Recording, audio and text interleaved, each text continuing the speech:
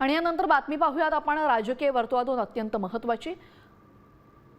हर्षवर्धन सपकाळ यांनी गुंगी गुडियावरनं खेद व्यक्त केलेला आहे।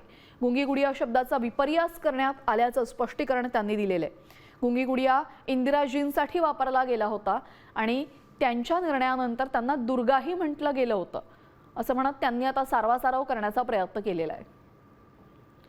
या संदर्भात आमचे प्रतिनिधी यांनी हर्षवर्धन सपकाळ यांच्याशी बातचीत केलेली आहे, पाहूयात। देशाध्यक्ष हर्षवर्धन सपकाळ आहे। आता तुम्ही जे वक्तव्य केलेलं तुमच्या पुढे टाकले गेलेलं असं म्हणताय तुम्ही की जे गुंगी गुडिया या संदर्भात महाराष्ट्रामध्ये खूप वादंग झालेलं आहे। नाहक असणारे वादंग आहे।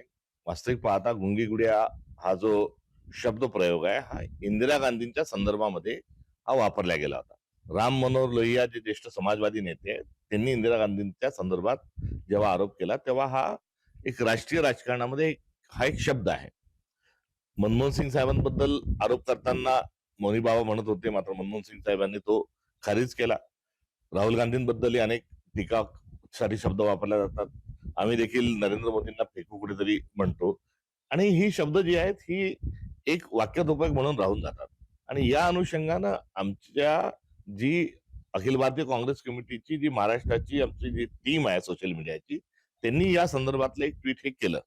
आता जे ट्विट केलं त्यामध्ये अपशब्द किंवा एकेरीची भाषा किंवा काही जोडाक्षर असं कुठेही काही लावलेलं नाही। आणि राहता राहायला हे ट्विट का केलं तर बीडमध्ये माध्यमांना प्रश्न विचारू न दिल्याच्या पार्श्वभूमीवर सदर घटना आणि त्याच्यावर राजकीय कटाक्ष हा टाकण्याच्या अनुषंगाने ट्विट आहे।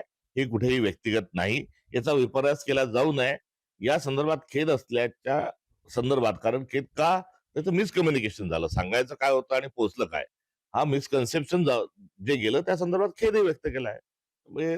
आणि राहता राहायला आम्ही केलेला जो आमच्या पक्षाने जे ट्विट केलं